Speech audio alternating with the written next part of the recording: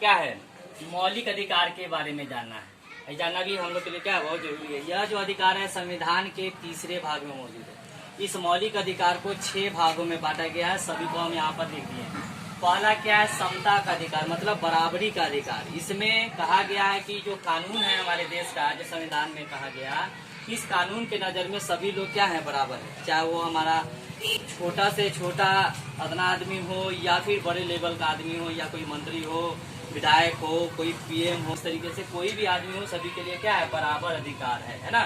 कानून के नज़र में सभी को बराबर एक जैसा है ना।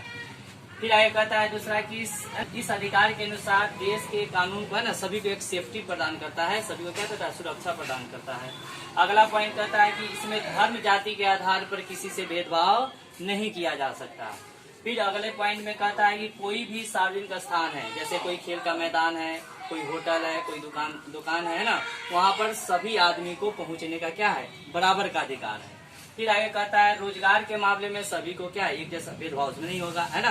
रोजगार निकलेगा तो सभी के लिए निकलेगा। ये हो गया हमारा समता के अधिकार।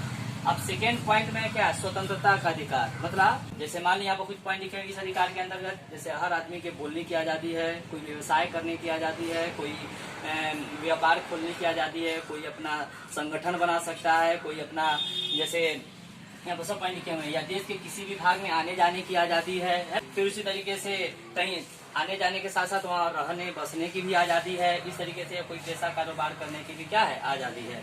फिर अगले पॉइंट में कहता है शोषण के विरुद्ध अधिकार, यानी कहने का मतलब शोषण, जैसे मान लेते हैं जैसे कोई भी बच्चा है, जैसे काम कराने ले जा रहे हैं, तो 14 साल के कम उम्र के बच्चे को काम पर नहीं रखना, वो एक अपराध है ना। इस तरीके का इसमें क्या है, पॉइंट दिया हुआ है। फिर आगे कह रहा है धार्मिक स्वतंत्रता का अधिकार, मतलब कहने का इस अधिकार के अनुसार प्रत्येक व्यक्ति को अपनी इच्छा अनुसार धर्म को अपनाने का अधिकार है ना, इसमें ये कहा गया है। फिर आगे कह रहा है सांस्कृतिक एवं शैक्षणिक अधिकार। इसमें यह कहा गया है कि कोई भी अल्पसंख्यक है वह अपने समुदाय को, समुदाय अपने सांस्कृतिक रक्षा के विकास के लिए अपने शैक्षणिक स्थान खोल सकते हैं। फिर आगे कह रहा है संविधान के उपचार के लिए, जैसे मान लेते हैं इस अधिकार में कहा गया है कि कोई भी मौलिक अधिकार में तुम्हारा कोई भी इस अधिकार का हनन हो रहा है, उल्लंघन हो रहा है, समझे, तो इसके लिए हम अपने राज्य की अदालत में पहुंच सकते हैं, है ना।